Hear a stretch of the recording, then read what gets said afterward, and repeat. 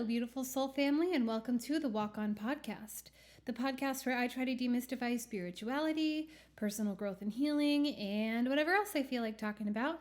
I'm your host, Britt Cannon, and this week's episode is called Notice.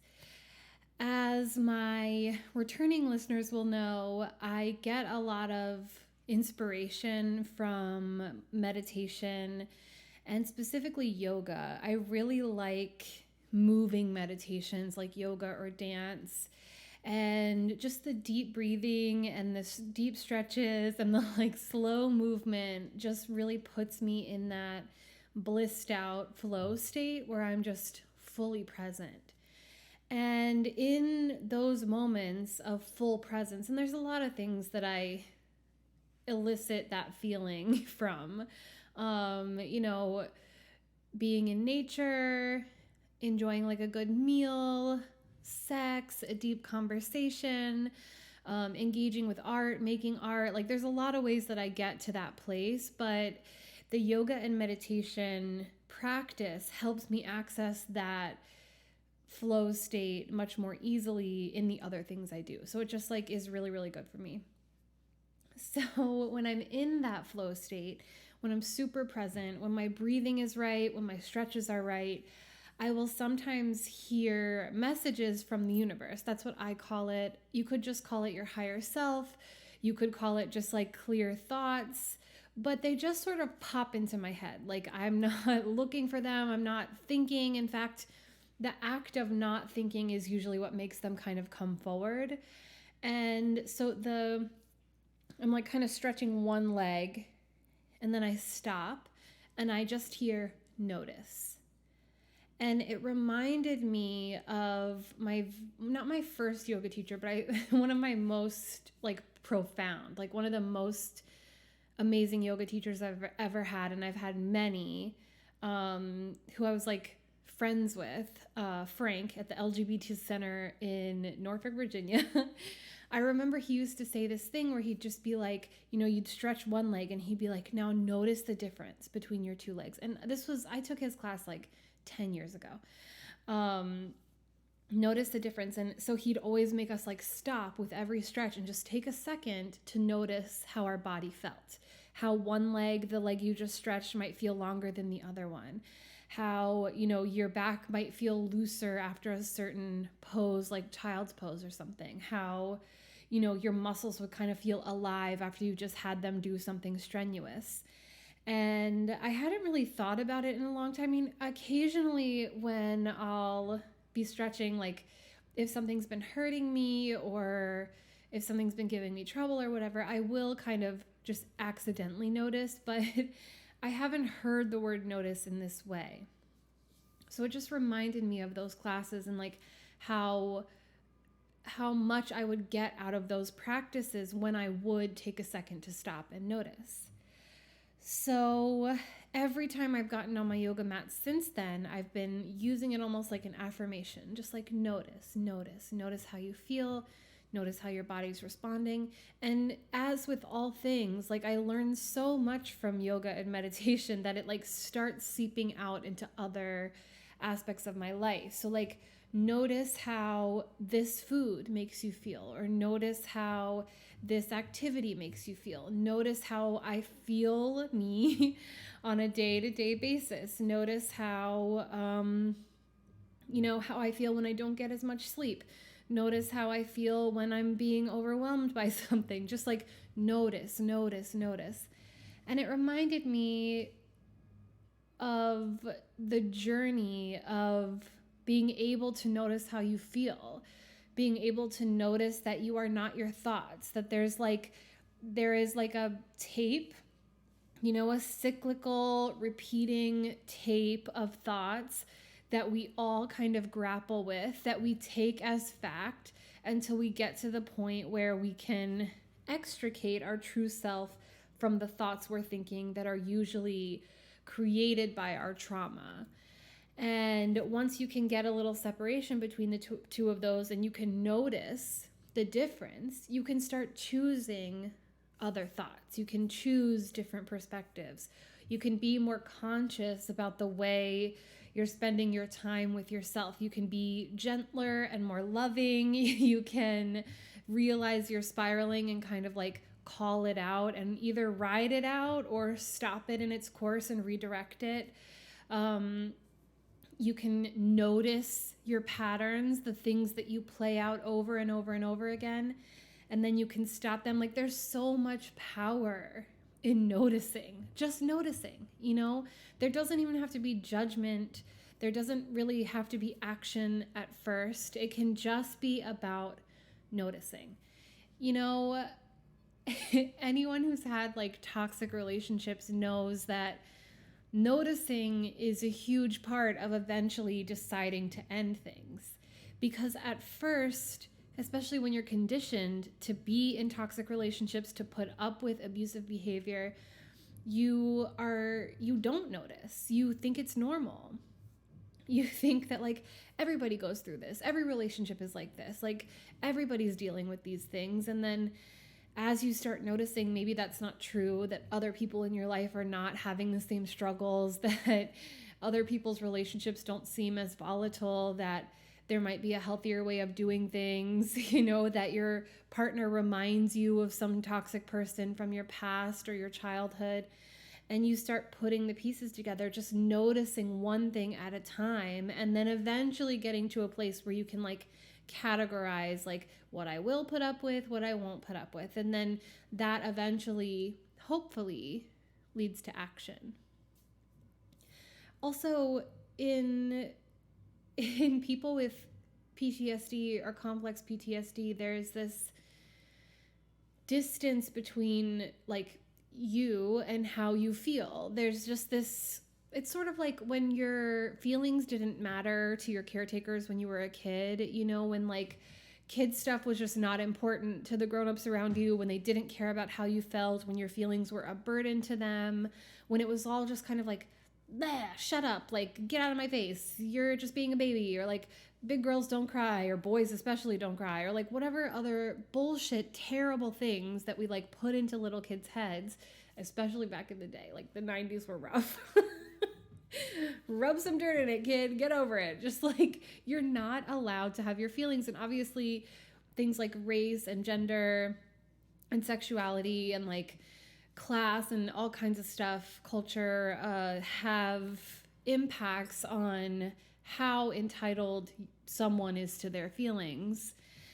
And you're not really taught to feel. You're not taught to notice how you feel. In fact, if you're a codependent type of person or someone who was raised to be codependent, to not have good boundaries, to not stand up for yourself, that someone else has ownership over you, that like you don't have any autonomy, you're not in charge of this vessel, you know, your feelings are secondary if they're even allowed to be there at all. Like we're conditioned a lot of times to just be these like docile, submissive automatons where we just like do what we're told. I mean, even on the level of like systemic stuff like capitalism, it's just like the Lego movie, you know, like get up in your cookie cutter apartment, have the same breakfast as everyone else, watch the same TV shows as everyone else, go work your job, come home, watch the same TV shows as everyone else, eat your same dinner as everyone else, go to sleep and do it all over again until you die.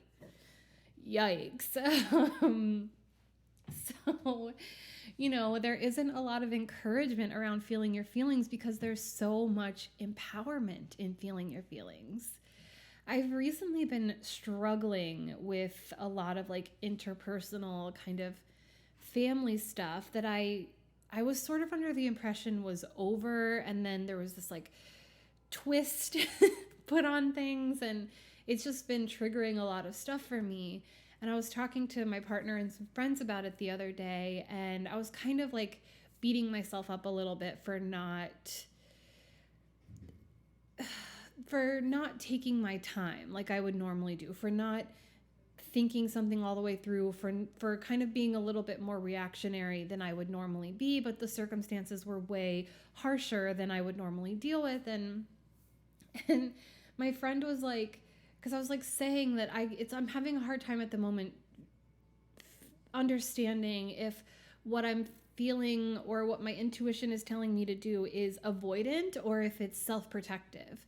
or if I've gone too far with the self-protection and I can lay off a little bit, or if I need to stick to my guns and keep protecting myself. And like, I'm having a hard time recognizing what is what, because I didn't know I was avoidant for a long time. I thought I was just like anxious and not anxious avoidant.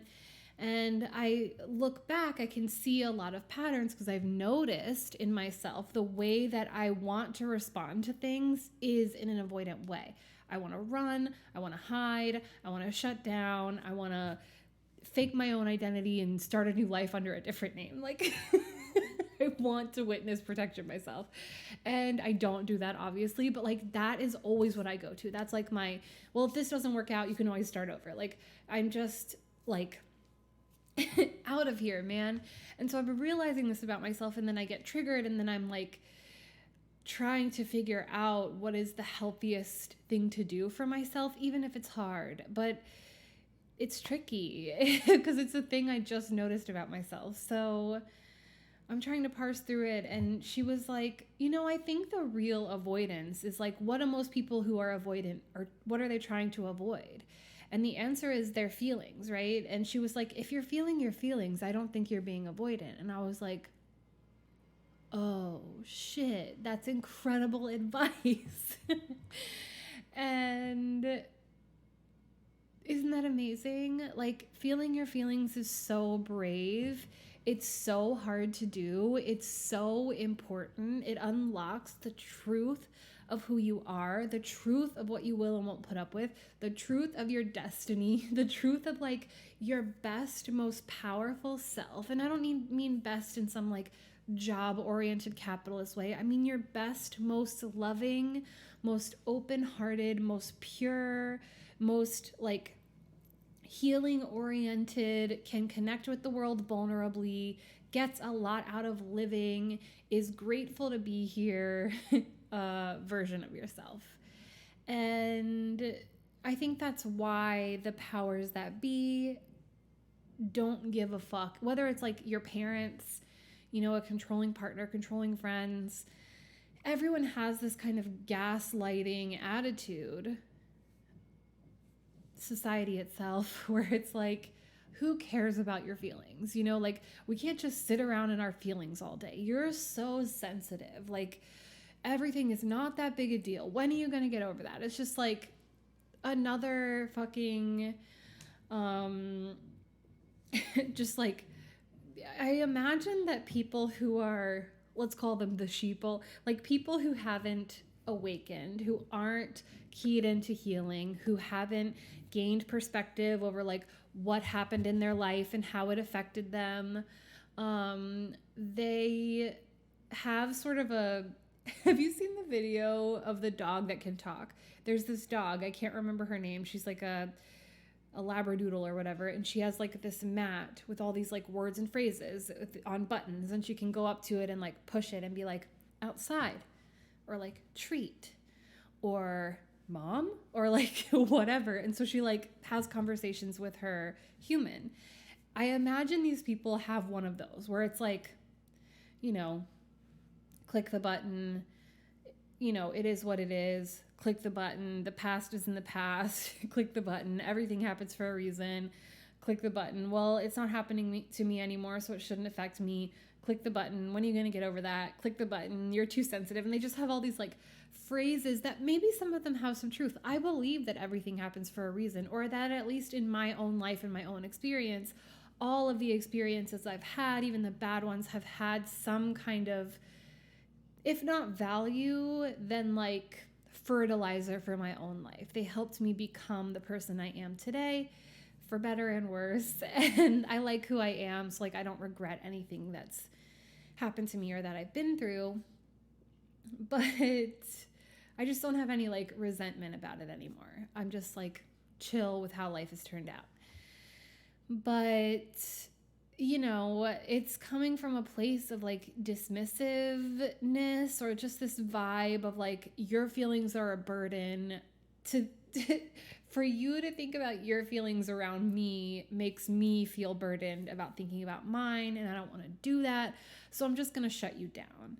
It's like when you're dealing with like a fuck them or like a fuck boy or a fuck girl or like whatever. Someone who wants the relationship experience but doesn't want to commit to emotional honesty. You know, I'm not even saying like monogamy or anything like that, but just like someone who will not open up and be vulnerable and tell you how they really feel, but wants like all the perks that come with intimacy. And, you know, when you confront them and you're trying to have an honest, vulnerable conversation, often what you'll get is gaslighting or deflection or just people being like, I don't know where you got that from. We're not that close. I don't have feelings for you, whatever. There's like this stonewalling attempt that happens because it's just like the energy of the emotions is overwhelming, and I totally get that. But it is important to step into courage and like get to a place where you can communicate openly and honestly and notice how you feel. And notice, I did an episode, I think it was the last episode I did, that was about words meeting actions. Notice when your words are not in alignment with your actions. Like if you're acting like you care about someone, if you're texting them all day, every day, if you think about them, if you like want to go to sleep next to them and wake up with them, if you hang out all the time and you share all this intimacy and like you're getting to know each other, then you should notice that if you don't want emotional intimacy, then you should stop facilitating emotional intimacy. I didn't realize what word I was trying to say. I got stuck and turned into like 3 or 4 words. But you know what I'm saying? Like, words match actions. If you just want casual things, then you have to behave casually. But if deep down what you really want, and secret time, this is what we all want. Everyone wants intimacy. Everyone wants belonging. Everyone wants to love and be loved. Truly, no person is an island. Like, we all want community. Even if you're like aromantic and you don't want that kind of setup for yourself, like, you still need community. You still want to be seen and felt and understood. We all want that. So like, let's stop pretending that we don't want that, because what you do actually want is always working sneaky under the surface. It's like, you know, I don't know. There's so many examples of this. It's like when you want to lay a boundary, when you want to tell someone no, or like you need more help around the house from your partner, or, you know, someone is just doing something that makes you feel uncomfortable or taken advantage of, but you're like still in a codependent place. Maybe you don't even know your feelings because you haven't gotten to the noticing part or point yet. And you're just like stuffing it down and stuffing it down and stuffing it down and being like, it's fine. I just want to keep the peace. Like, you might feel like because you're not bringing it up to the person that it's not affecting them, that they don't notice this is how you feel. But your true intentions come out in your behavior, whether you realize it or not. Our behaviors are not always conscious. In fact, you have to make them conscious in order to see what's happening, in order to notice. So you might make passive-aggressive, snide kind of comments. You might start flirting with someone to make someone else jealous. You might, you know, give someone the silent treatment for weeks at a time and drive them crazy. Like, it comes out in our behavior because we're trying to feel safe. We're trying to control things. We're trying to get our needs met without taking ownership of those needs. Do you know how easy life gets when you just start naming your needs? Like, just being like, hey, I'd really like a little extra quality time from you because I'm feeling a little unappreciated and neglected, and like I just feel like we're lacking that intimacy. So can we just like get together and have some quality time? Instead of like hinting around that you want to date, or like being a jerk because you feel like someone doesn't love you anymore and you're feeling lonely and in your feelings about it, or just having the conversation instead of stonewalling and silent treatmenting someone until the point where they just like drop your ass, you know, and then you're doing this self-fulfilling prophecy thing where you drove someone away who did care about you because you were afraid that they would stop caring about you. If you just own your feelings, if you notice and then put them in their proper place, and you start to understand like what is just a trigger and what is real, and like what's a me problem and what's a we problem. Once you can start like contextualizing everything, then you can start taking ownership of it and feeling like, here's another affirmation for you: I am entitled to my own feelings. I do not have to be ashamed for feeling. I do not have to be ashamed for feeling. Everybody feels.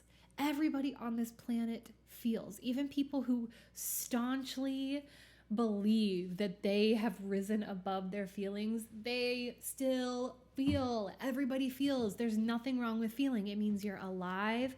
It means your heart is open. It means you're experiencing life. And it's so, so good and so, so brave to feel. Then you can take it the next step further and start communicating those feelings to the people around you. And you will be shocked at how easy relationships start to become. I mean, it's not all sunshine and rainbows. Like, the people who can't meet you on your level, they might have to be put on the back burner, or it might have to drift apart, or they might find this new version of yourself really annoying. They might not be able to hold space for your feelings. They might not be able to validate your experience. They might be a little judgmental or resistant. You know, it doesn't always go well. It doesn't mean that every relationship is going to like stay as it is now. In fact, once you get on this growther coaster, you know, a lot falls away, and that comes with grief. That comes with resentment. That comes with fears of like, am I doing the right thing? Like, wouldn't it all be happy if I was? Like, am I doing something wrong? Am I going to be a burden? Is everyone going to reject me forever? And the answer is no. Like, some people won't take it well, but that is really none of your business.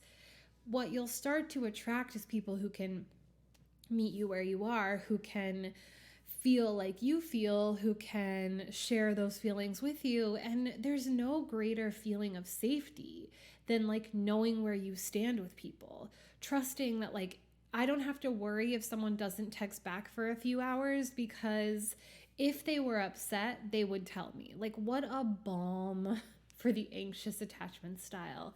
Just being able to trust that like it's not always going to be perfect. I'm going to mess up. They're going to mess up. Shit's going to go wrong. There's going to be miscommunications. Like, it's not the illusion that you can control everything and that everything's going to be perfect, and that if you love each other, you'll never fight.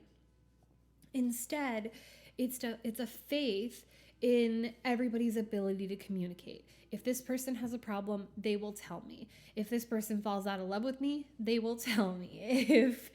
If I do something fucked up, they will let me know in a way that doesn't cause me to shut down or get defensive. They'll tell me in a loving way, and our relationship will get better because we have these conversations. And everything just prospers in this place. Like I said, it's not always easy. It's overwhelming at times to feel your feelings. Sometimes it feels like they're just going to swallow you whole, and you're going to cease to exist, and you're going to be nothing but pain and grief and fear. And that's really hard to grapple with. It's really hard to like lean into that process again and again when at first it feels like agony. And I know this because I've been through it. And it has been a process to learn how to surrender through the noticing, how to get to a place where I don't feel shame talking about the things that I've been through. Even on a public platform like this, it's taken years and years and years. But I will say that it is worthwhile work. I think, or I should say, I have seen what avoidant into old age looks like. I have seen how dead inside works out for people, and I'm not interested in doing that. Pretending you don't have feelings isn't going to get you anywhere but alone. People are going to get tired of showing up for you and feeling like they're dealing with a wall, you know? People, especially emotionally intelligent, loving people, can sense when someone's holding back. And healthy people are not drawn to that. Healthy people are drawn to openness, authenticity, someone being really vulnerable and confident in who they are. And it's not about like ego shows of confidence. It's about like a quiet sort of confidence where someone is just comfortable being themselves because they've worked through the heaviness of shame, because they're not carrying around this like active trauma body that can be triggered at any moment. This is why I think it's interesting that, like, you know, what pop culture has called narcissistic people or people with narcissistic traits for the last handful of years, like, you know, those types of challenging personalities, they have really big egos. Like, they're very full of themselves, but at the same time, they're like the most deeply insecure people you'll ever meet. And they just have like a hair trigger on their defensiveness and their ego. And like the littlest thing can trigger them into a full-on rage or like a devaluing and discarding. And I just always find it fascinating because they're the same people who will be like, you're too sensitive, you're gonna have to toughen up, or like, oh, I'd better not hurt your feelings again, as if like having feelings is a weakness. And it's not. What's really weak is not being able to feel your feelings. What's really weak is putting your shit, projecting your shit onto everyone around you and making it their problem instead of taking ownership and dealing with your own feelings yourself. Like, that is true motherfucking strength. And if you are doing it, you should be so proud of yourself, because so many people who consider themselves so tough and so powerful can't even touch the tip of the iceberg of their feelings. They are so scared that it's going to avalanche down and crush them that they can't even deal with one feeling. You know who I'm talking about. You've seen these people in the wild. And they're so frustrating to deal with, because you can be like, the way you're behaving, to me, it feels like this. I can't tell you how many people I've dealt with like this, where I've been like, the way you are acting, this is how it seems like you're feeling about me. Like, you are annoyed with my very presence. You seem to despise me. You have a look of disgust when I'm around you. Like, you don't like me. Why do you want to keep me around? And they're like, I like you. I like you a lot. I treat you so nice. I do this, and this for you. And it's like, well, your words are not matching your actions. And maybe you don't really understand how you're feeling. Like, maybe you're so disconnected from those feelings that you don't understand that you are treating me like you don't care about me at all. And that's a problem for me. And then they have the nerve to look like shocked Pikachu when you walk away. It's just like bizarre. It's so frustrating. So if you don't want to be one of those frustrating people, if you want to open up, if you want to be more emotionally vulnerable and honest, if you want to step into that power, you can start by just noticing where you're at, noticing how you feel, noticing your energy when you're in certain spaces or with certain people or doing certain activities. Like, how does this make me feel is such a good question to ask with like every meal you eat, every interaction. And eventually you won't have to ask yourself. Eventually it will become sort of autonomic, and the distance between your thoughts and your feelings will get smaller and smaller and smaller until they're kind of merged into one. This is like the goal of healing, the goal of enlightenment. And you know, to be honest, I don't think you ever get to a place where it's always that. Maybe some people do, but I'm not. You know, there sort of like goes like this. Like, I'll hit it for a second and then I'll lose my way, and then I'll hit it for a second and then I'll lose my way, and then I'll hit it for a second and then I'll stay there for like a couple days and then I'll lose my way, you know. But it's much more fluid and seamless than it used to be. And life has only gotten easier as I've gotten better and better at that process. So noticing is the first step. You notice, and then you like sit with it. Try not to let the shame bubble up. Try not to let it take you on a spiral. Try to just sit with it and be okay with whatever comes up. You know, however you feel about it is how you feel. Don't try to judge it. Don't try to wish it away. Don't try to gaslight yourself. Lord, please stop gaslighting yourself. And see where that takes you. See what kind of awareness blooms. See what kind of revelations come. And I guarantee you that work, just noticing will be life changing.